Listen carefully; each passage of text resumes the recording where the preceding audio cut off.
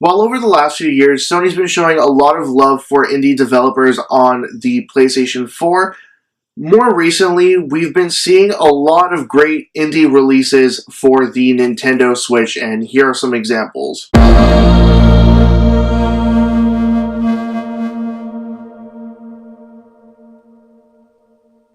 Hey everyone!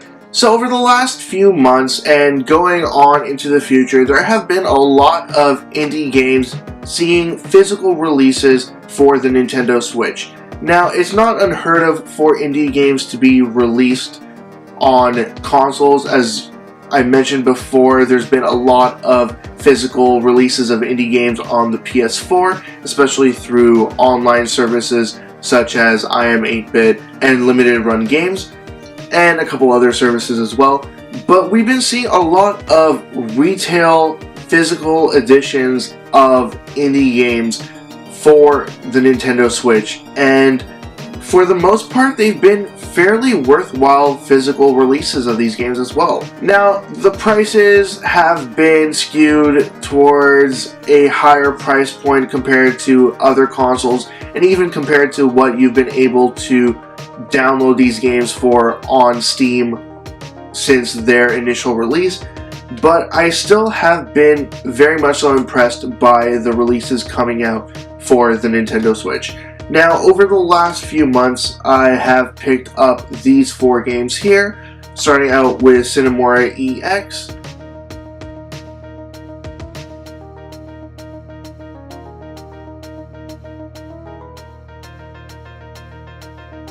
then we have 88 Heroes 99 Heroes Edition,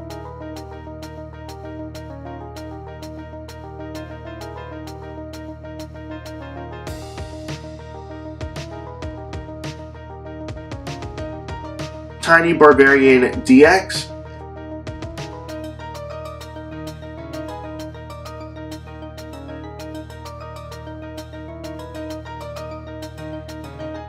and Ittle Dew 2 Plus.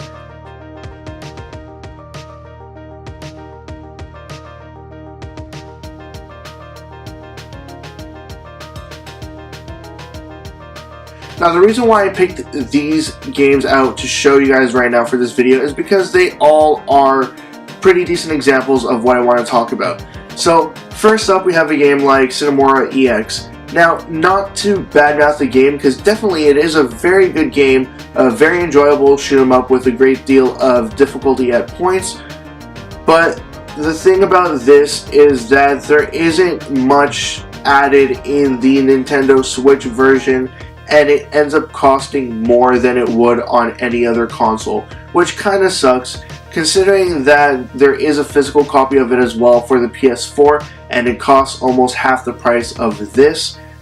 It's just hard to really recommend purchasing this for the Switch if you have any choice between the Switch and the PS4. Now, as for these 3 other games, I can definitely recommend getting these ones for these following reasons.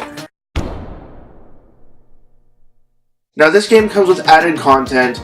Altogether, you have 98 heroes that you're going to play as and 96 levels that you're going to play through.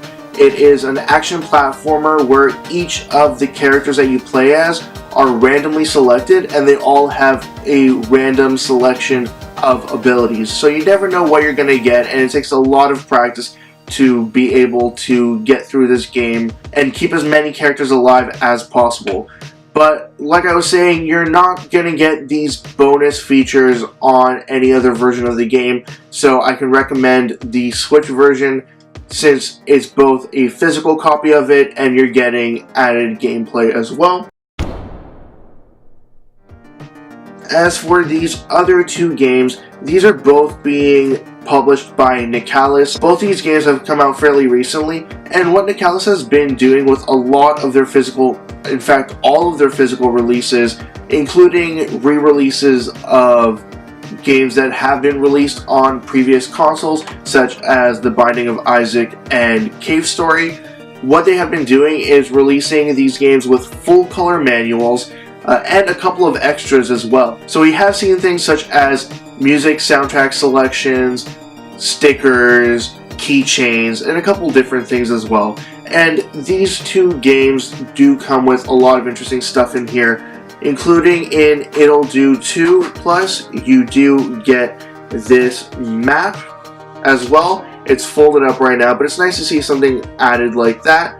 And I have really been enjoying the manuals present in these Nicolaus releases, as they are reminiscent, or not even reminiscent, they're pretty much the exact same experience that you would get with NES manuals from way back in the day. It's the same experience, but in a much higher quality.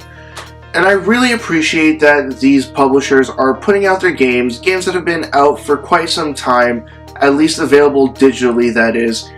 Games that have been available for quite some time into these physical releases with added bonuses. Because without these added bonuses, there really would be no incentive to purchase the physical copy over the digital. Now, for me as a collector, these games are a godsend because I really do dislike purchasing download-only games, and this gives me the opportunity to finally get to experience these games.